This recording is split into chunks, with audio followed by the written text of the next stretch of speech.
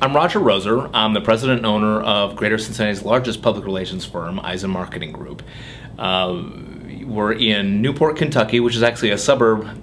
A suburb is kind of a tough word, but it's just on the other side of the river of the lovely city of Cincinnati. We're the only firm in Cincinnati or Cleveland where we have a satellite office that's ranked in the top 150 PR firms in the nation.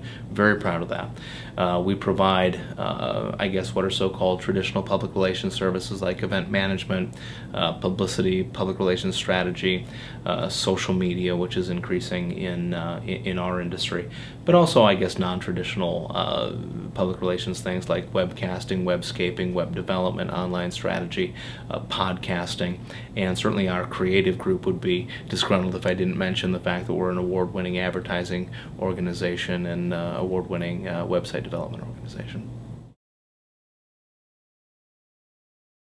Certainly I didn't walk out of the closet and become president and founder of Eisen Marketing Group.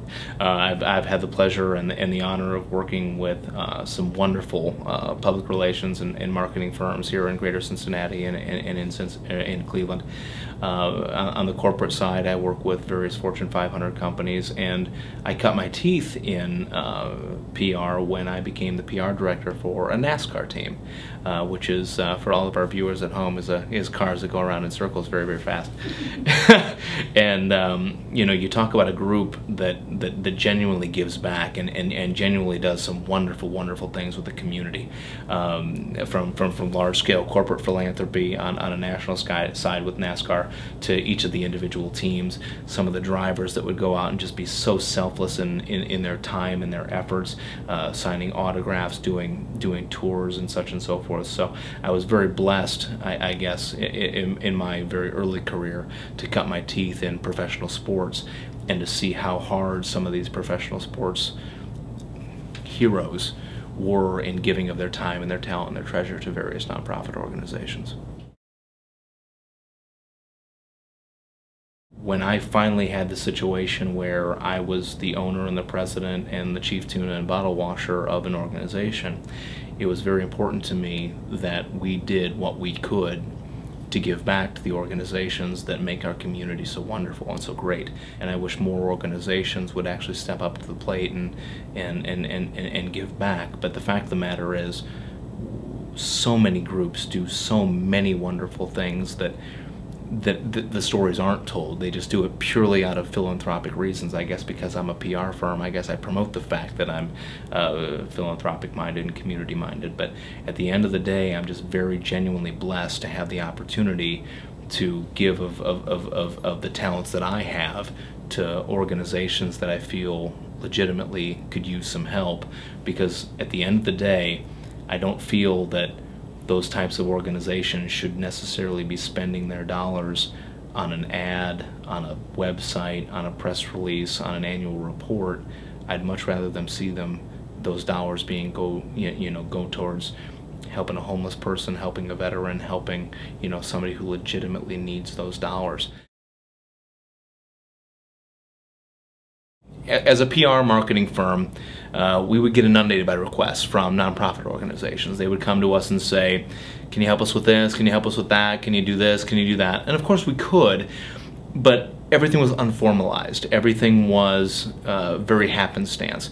As a nonprofit would come to us, you would certainly want to do your best work, but unfortunately the perils of actually trying to run a business and run a job sometimes would get in the way of doing God's work. So we formalized the program, we formalized the process, and we created a program called Operation Outreach, where various nonprofits from all over the country could submit their application as to why they would be a good choice to have assistance in what it is that they needed from a marketing and marketing communications perspective. What we found is that most nonprofits, unfortunately, were so encumbered by budgets that they could only afford themselves to do very basic things, and even some of the very basic things that they were doing were very poorly done. They weren't well done. They weren't professional in quality. And it affected their ability to raise funds, it affected their ability to attract donors, it affected their ability to secure volunteers. So we formalized the organization, we formalized the program, and nonprofits could come to us and say, hey, this is what we need. They could compete for it, for a grant, just like any other nonprofit would. And we've been very blessed to have the opportunity to give hundreds of thousands of dollars to nonprofit organizations in marketing and marketing communications work, everything from logo development, brand design, website development, public relations, publicity, and so forth. More often than not, nonprofits need to have some assistance, whether they're creating a PSA, whether they're creating a series of advertisements, no matter what kind of marketing communications that they're doing. And agencies at some level are inundated by these requests. So at the end of the day, it was just an idea to formalize it a little bit more. You're trying to make sure that they understand within context how much things genuinely cost. And I think at some level that's a positive outcome too. You know, they understand that if they're going to do, or if they want to do, some massive PR blitz or some massive advertising campaign, that $500 probably is not gonna cut it. So we bill our nonprofit clients just like we would any other client, except instead of an invoice, it's a statement. And they understand, they work just like any other client, it's billed through like any other client, the work is just like any other client, because what happens, especially on an agency or especially with pro bono stuff, is, oh gee, it's free, I'm not going to spend as much time with that, I'm not going to work as hard with that as I am with the other clients. And that's what really always transpired. We don't deal with our nonprofits any differently, our operation nonprofits, any differently than we do with our largest client. They're billed exactly the same. Everything is done, all the processes are exactly the same, everything is identical. Operation Outreach 2008, we got about 200 applicants for the work. Operation Outreach 2009, we got about 1,000 nonprofit applicants for the work. I would love to have done work for every single one of them. Unfortunately, I wouldn't be in business if I did free work at that level. So, you know, the selection process is extraordinarily difficult. It's extraordinarily difficult. You want to help all of them. You legitimately do. We go through a pretty rigorous process. The questionnaire that the nonprofits have to fill out is pretty specific.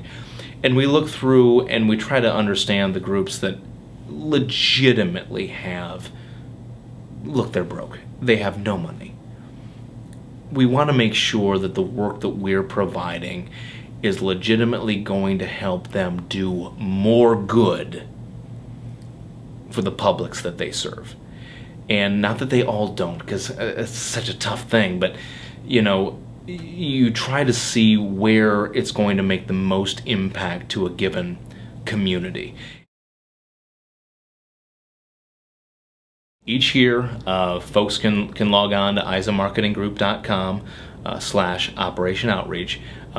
We open up enrollment typically in the spring of each year, so probably March or April of 2010. Area nonprofits and national nonprofits, anybody across the country, will be able to go online, and it's a very simple form where you lay out who your organization is, you state what your need is, how we can help you, and how you believe that by us doing that, that will make a difference in the nonprofit that you provide.